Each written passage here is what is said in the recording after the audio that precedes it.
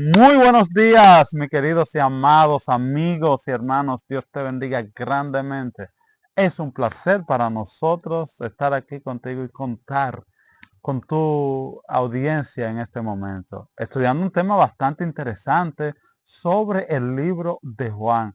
Así es que por favor no te pierdas ni un momento para que sigamos aprendiendo sobre el libro de Juan.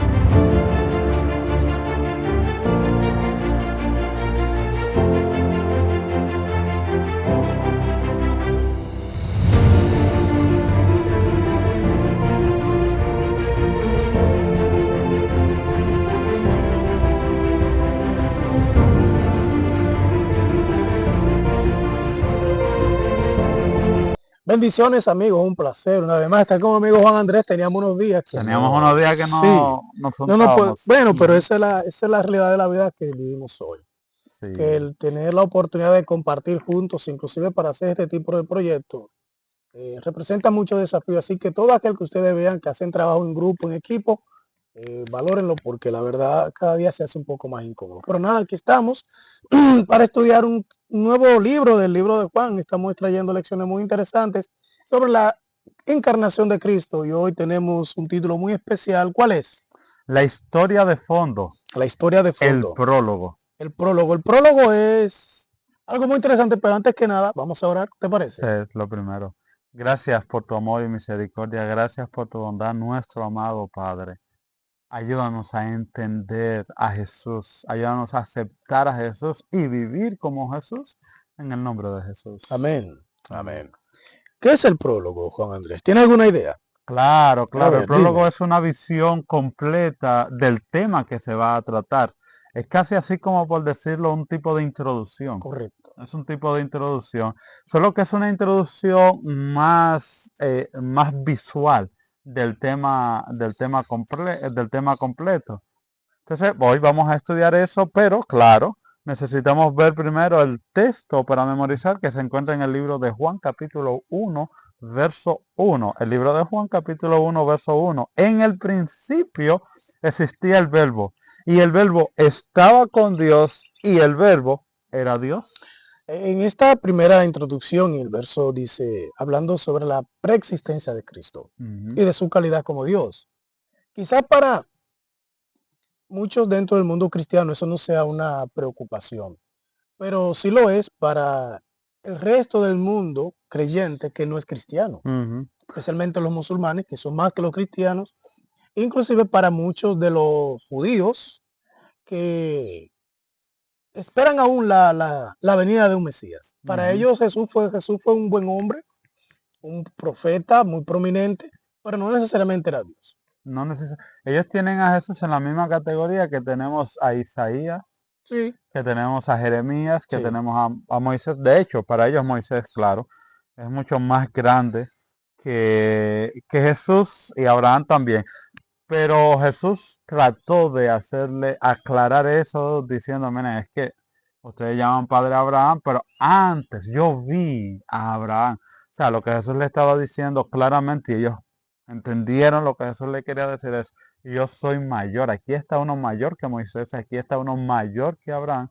Y entonces viene el texto de primero de Juan, Juan capítulo 1, verso 1. Y aunque es corto en palabras, pero es muy profundo en significado. correcto. Así es. Tú hablabas claramente, tanto de los judíos, los musulmanes, los budistas, Correcto.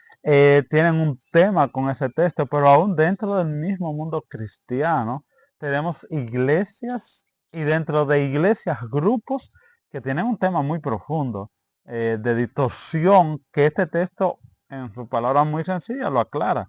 Tenemos el mismo caso de los testigos de Jehová. De hecho, Ujú.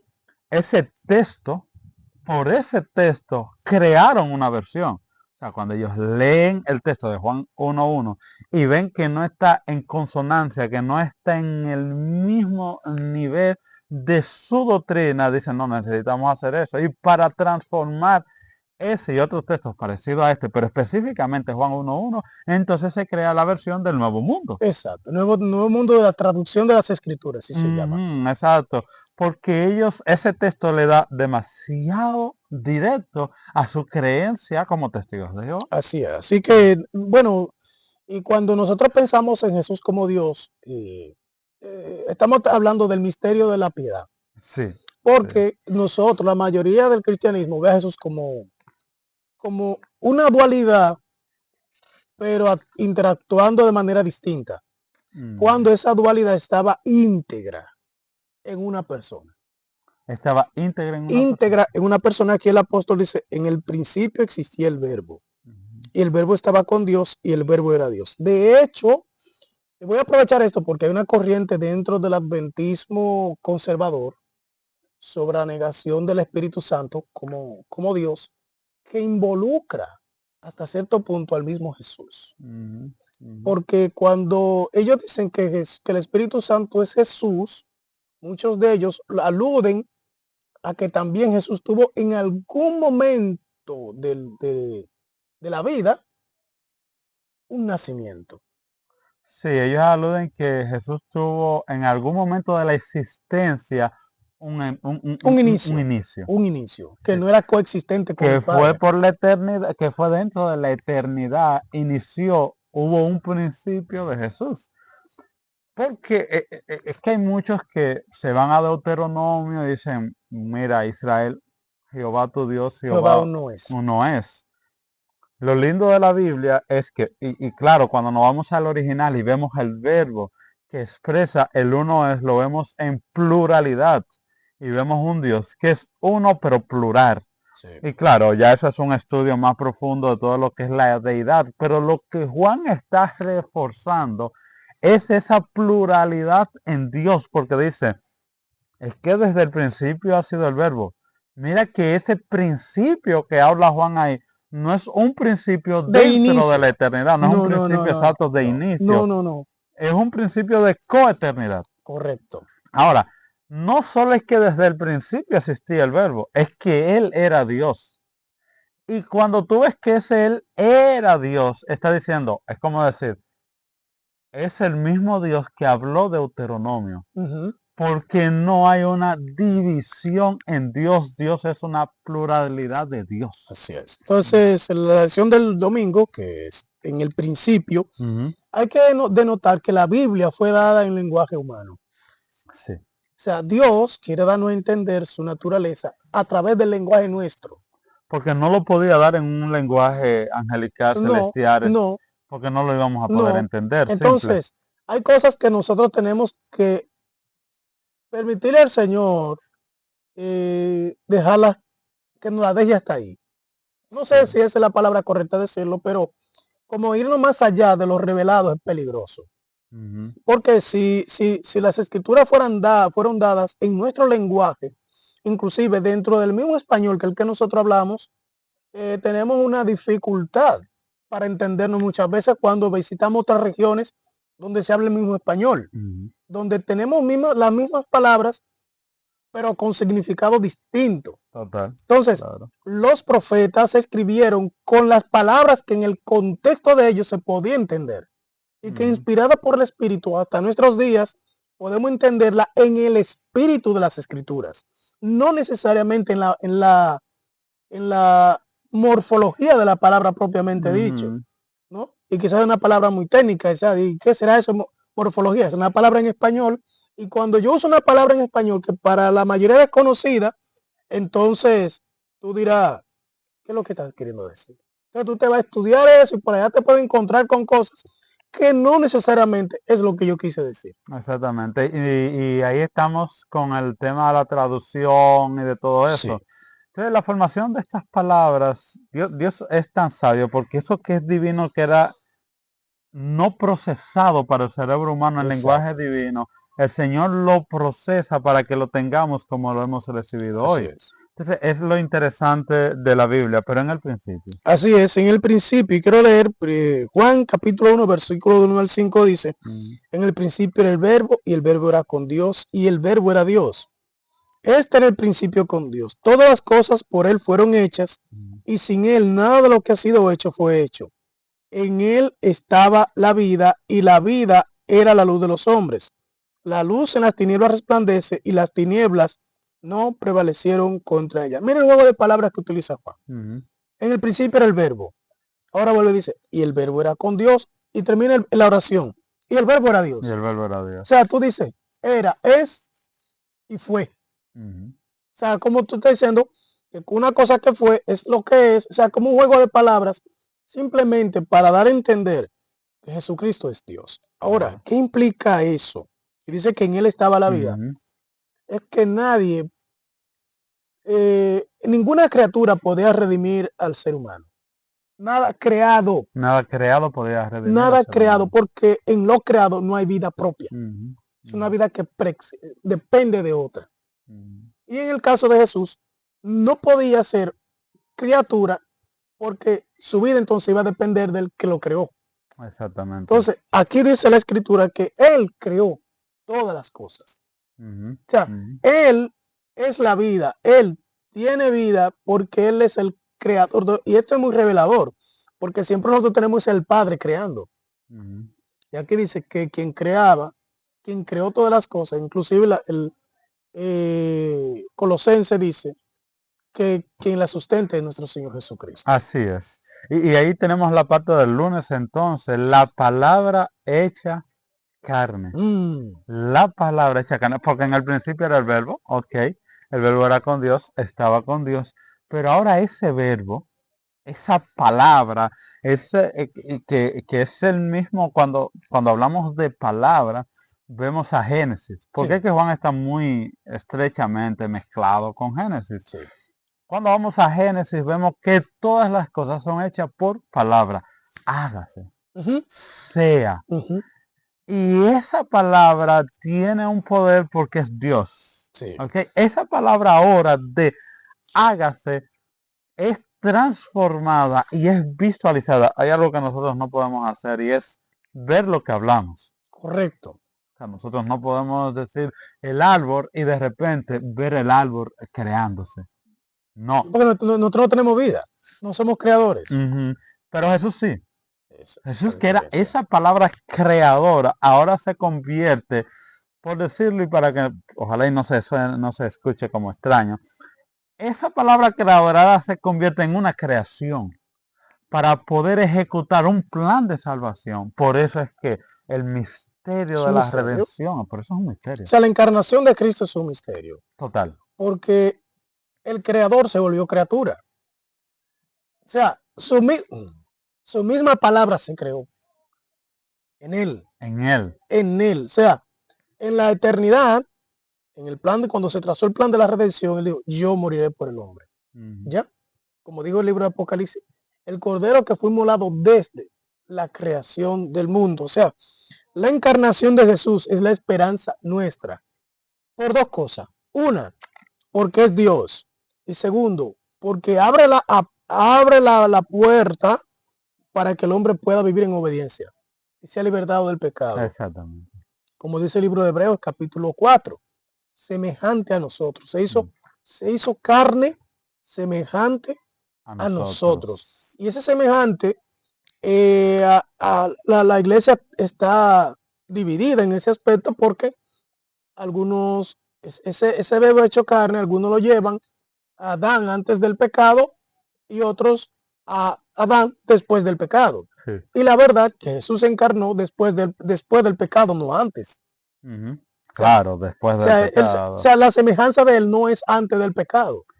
Y No, de hecho, es sí, el plan de salvación estaba previsto antes del pecado. correcto. Pero era un plan de salvación que no lo entendía nada más que la deidad. Correcto. De hecho, aún Satanás ve desarrollando desde el principio el plan de la salvación y no entendía bien claro cómo que No, se va a no, hacer. no, ¿Qué no. es esto? ¿Qué es lo que esta gente están haciendo? no. ¿Cómo es que va? No. Por eso cuando viene Jesús, él se sorprende y dice, oh, pero espérate, ¿qué? Sí. sea, viene y nace como un niño, ahora está en mi cancha. Exacto. Él dice, Satanás está en la cancha, a mí ahora la pelota y yo voy a jugar con él como yo quiera. Satanás vio en la encarnación de Jesús la oportunidad de hacer sus sueños realidad, que era ser Dios. Correcto.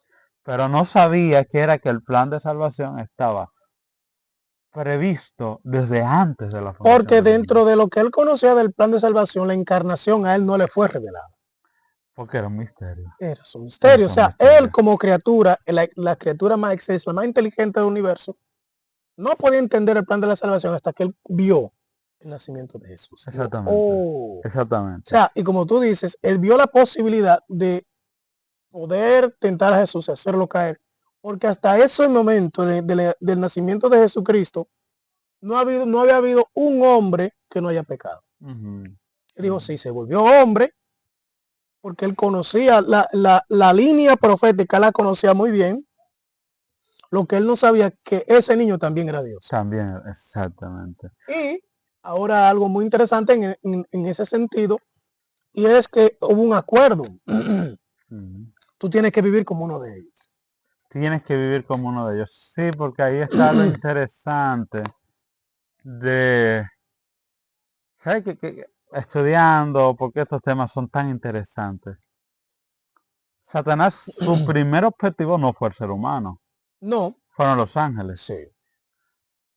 Y vemos a un Jesús en el libro de Apocalipsis, claro, de eso no se nos habla tanto porque no es un tema que nos compete a nosotros, sino que ya es un tema celestial. Pero vemos a un Jesús en el libro de Apocalipsis convertido en ángel para salvar a los ángeles. Uh-huh. O sea, la cantidad de ángeles que quedaron en el cielo hasta cierto punto necesitaron un redentor, para decirlo de Sí, manera sí, humana, sí, sí. que donde Sí. podemos, que es como podemos hablar. No por tema de pecado propiamente dicho, sino por asunto de convicción, de claridad. De claridad, ¿verdad? Y Jesús se convirtió en un ángel para salvar a una raza angelical.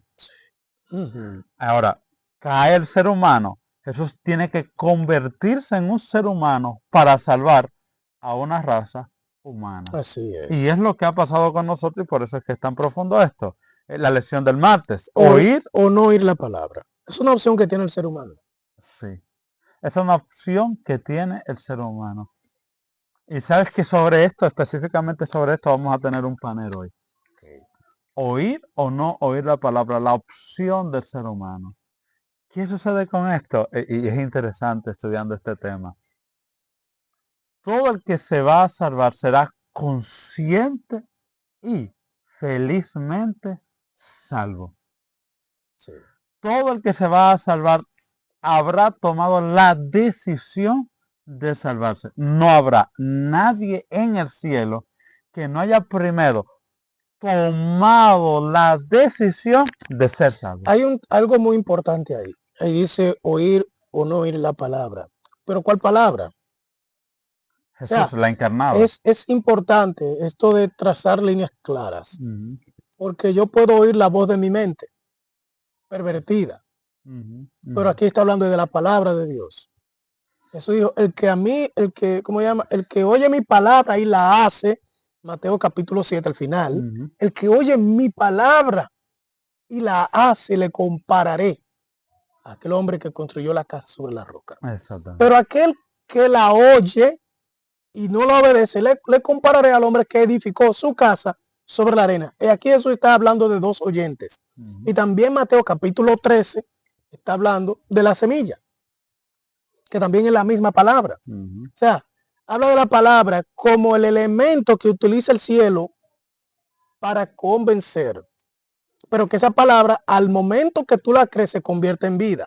Pero el momento en que tú no la crees, se convierte en condenación. Por eso San Juan capítulo 3, versículo 16-17 dice, porque de tal manera amó Dios al mundo que ha dado a su único hijo, para que todo aquel que en él cree. Uh-huh. O sea, ¿y cómo yo creo Jesús? Conforme a lo que él dice. Sencillo. O sea, yo tengo que escuchar la palabra de Jesús para saber qué es lo que él requiere de mí. Uh-huh. O sea, yo no puedo trazar un plan de salvación conforme al criterio mío. Uh-huh. Porque ya entonces tú estás escuchando otra voz. Exactamente. Tú sabes, entonces estás escuchando otra voz. Por eso el apóstol Pablo en 1 Corintios capítulo 13 dice, Si aún descendiese un ángel del cielo y Ujú. os dijese otro o hablares otro evangelio, no le crean. Exactamente. ¿Cómo trazar una línea clara conforme a lo que es la palabra de Dios? Y tú decías algo, la voluntad. La voluntad es el ingrediente, es la cereza del pastel de la creación. Ujú. Porque todas las criaturas, vamos a hablar de los árboles, de los animales, ninguno tiene voluntad, solo nosotros. Mm. ¿Y qué es la voluntad? Capacidad de decidir. La Tú capacidad eres de el que al decisión. final dice sí, tú eres al final el que dice no. Tú puedes arguir cualquier cosa y tú decir, es que la circunstancia. Sí, pero el cielo, cuando te ofrece la oportunidad de decidir, también te ayuda, te promete ayuda para las circunstancias. Exactamente. Y las circunstancias, algo interesante que podremos ver es que las circunstancias más desfavorables le pasaron a aquellos que tomaron la decisión de salvarse. Así es. La mayoría de personas en las circunstancias más favorables tomaron la decisión de perderse. Bueno, el tema del miércoles que está unido a este, que Ujú. dice temas que reaparecen, creer o no creer. Hermano, siempre ha sido así. ¿Creer o no creer? O sea, a nosotros se nos Se dice, me parece a la del filósofo. ¿Ser o o no no ser? ser, ¿Creer o o no no creer? creer. Nosotros, está delante de nosotros una crisis estupenda. Mm. Está en nosotros creer o no creer. ¿Creer o no Ahora, creer? ese creer no es filosófico, Mm. no es de conocimiento. Mm. En la palabra de Dios, el creer está unida a la acción, Ujú. no a la parte filosófica, no al Ujú. convencimiento intelectual. Porque yo puedo estar, lo voy a poner de este modo. La sierva del Señor dice en el deseo de toda la gente que los fariseos estaban conscientes de que Jesús era el Mesías, Consciente. pero Sí. decidieron no creer. ¿Cómo así? O sea, yo puedo Ujú. estar intelectualmente convencido de la verdad, pero Pero decido no creer en ella. bueno, ahí hay algo interesante. Se manejaba en el pueblo de Israel en el tiempo de Jesús el helenismo, Correcto. la La filosofía filosofía. de creer de manera intelectual. Exacto. Eso se ha masificado en nuestros tiempos. De hecho, ver tantas iglesias que dicen creer y desconocer la vida de Jesús Ujú. es demasiado abundante hoy día. O sea, muchas iglesias diciendo creemos y creemos, pero no queremos vivir, no queremos vestir, no queremos comer, no queremos ser cristianos. De hecho, no queremos ni siquiera parecer cristianos, pero yo creo que soy cristiano. Mira esto. Jesús, y vuelvo a la parábola de Mateo 7. ¿Cuál de los dos fue el que creyó? En Mateo 7, El que construyó el sobre que la roca. construyó sobre las ¿Y cuál rocas, fue el que no creyó? el que construyó sobre la arena. Jesús va a hacer creer en una acción, no en una capacidad intelectual. Ujú. O sea, si yo tengo jóvenes, vamos a decir, en el público, y yo le pregunto, ¿tú crees en Jesucristo? Fácilmente te dice, sí. Entonces, ¿a qué iglesia tú perteneces? A ninguna usted lo cree. ¿Tú crees en Jesucristo? Sí. ¿Cuáles? Dime 10 principios de la vida de Jesús. Bueno, ahí estamos. Ahora, ahí es que tú tienes que decir, Sí. llevar a la persona, en nuestro compromiso, como instructores de la palabra, gente que dice que quiere que otros se salven, la instrucción en cuanto a lo que se debe creer o no creer. Ujú. Porque Satanás, y esto es muy interesante, cuando tú vas al inicio de la creación, estaba la palabra de Dios, Génesis 2, 18 y 19, no coma, porque el día que de él comiere, ciertamente morirá. Ahí está la palabra de Dios. Ahí está la palabra. Está dada, ¿verdad? Satanás dijo, no moriréis. Adán y Eva se quedaron en la parte intelectual. No. No, no, ¿Qué no, hizo no, Eva no, no. cuando creyó a Satanás? Accionó, Accionó. tomó del árbol. Ujú. Entonces, nuestras creencias están conectadas con la forma en que vivimos. La filosofía quiere dividir esa parte. Exacto. Entonces, ¿por qué? Porque nosotros vemos a alguien filosofando y diciendo frases bonitas y decimos, cuando lo aceptamos, que emocionalmente somos conmovidos, pensamos que ya hemos creído. Que ya hemos creído, Pero pero si no. salimos y continuamos con el mismo estilo de vida, yo lo que recibí fue un éxtasis emocional producido por un sonido que me cautivó. Claro, y ese desarrollo, mira, en el desarrollo del ministerio de Jesús siempre fue lo mismo. Ha sido sano, vete, no peques más. Ahora, yo te voy a decir una cosa, y ya no para abundar un poco, no abundar tanto en ese punto para entrar al tema del jueves, que dice temas que reaparecen en gloria. ¿Por qué es tan difícil creer en Jesús? Porque cuando el hombre pecó, se le dio la oportunidad de él diseñar su propia religión. Una religión cómoda, lo que tú crees. Satanás le vendió, y es bueno que si todo el que me escucha, o nos escucha, entienda esto. Cuando el hombre, Satanás le dijo a Adán y Eva, seréis como Dios, conociendo el bien y el mal. Cuando cuando ellos creyeron eso, en su ADN, en sus cromosomas, se codificó. Tú puedes crear tu propia religión. Ya no sinceramente tienes que creer lo que Dios te dice. Por eso el creer en Jesucristo se torna tan difícil. No es fácil creer en Jesús, Juan Andrés. No es fácil. Porque va a romper con tu estructura de religión, con tu manera de ver la religión.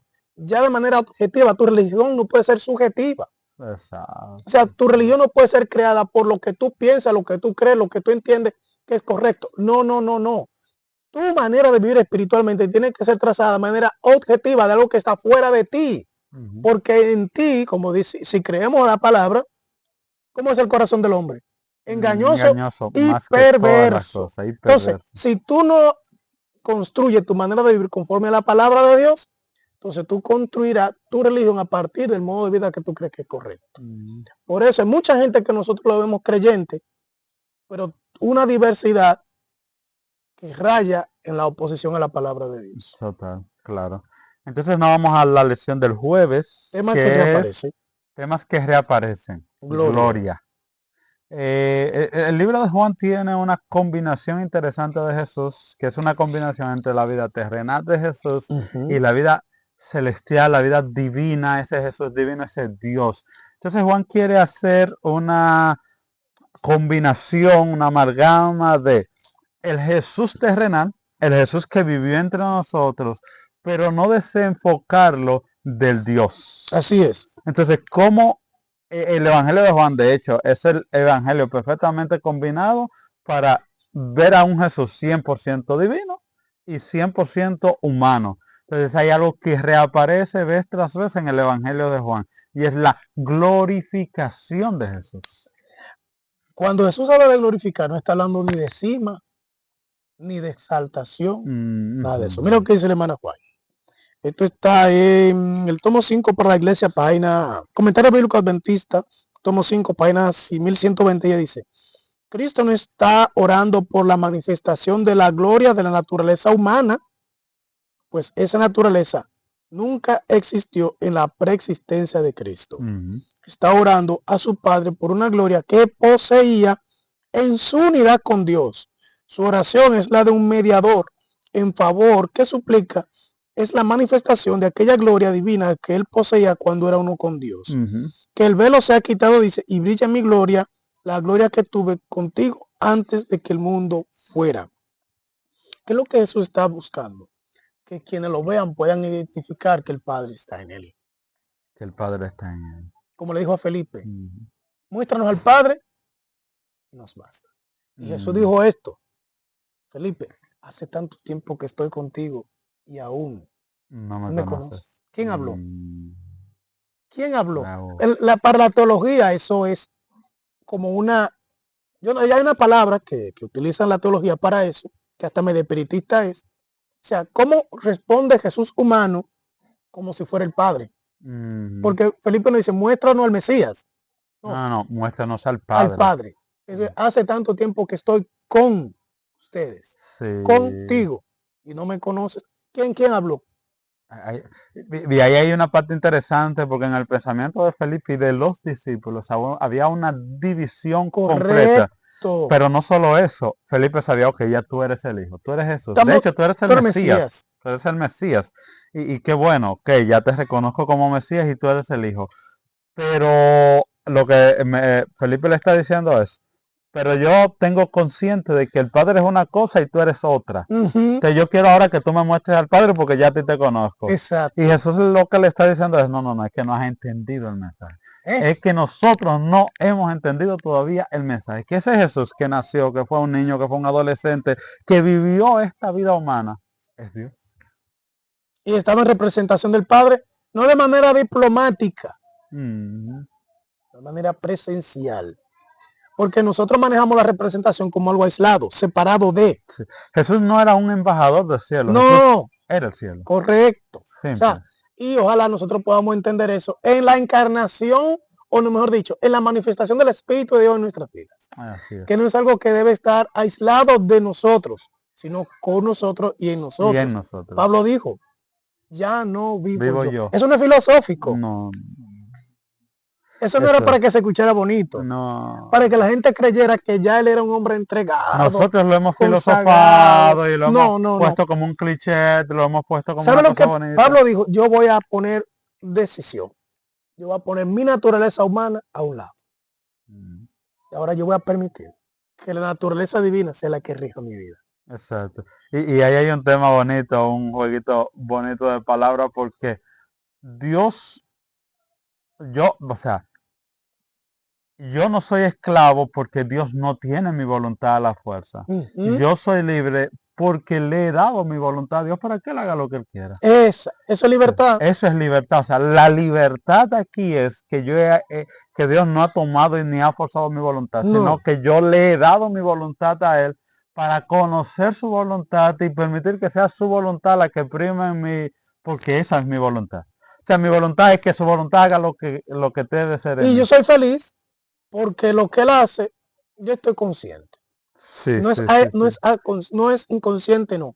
Es consciente. Lo que tú quieras, porque Ahí te amo. estamos. Sí, Yo soy feliz sí. haciendo lo que tú me dices. Que Dios te bendiga. Amén, bendiciones.